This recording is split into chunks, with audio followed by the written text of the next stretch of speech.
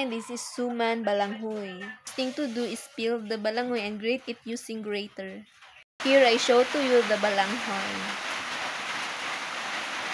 And I am not done yet. Squeeze the balanghoy with a clean cloth to remove the water.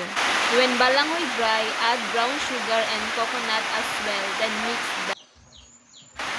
Hi, I am with my mother, Filma. Now we wrap the suman balanghoy using leaves of the banana.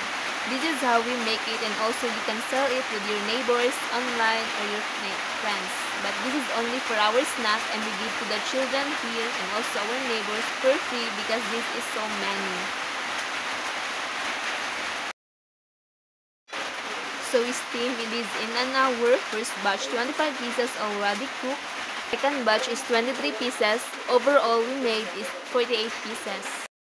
Thank you for watching miracles to this video. God bless.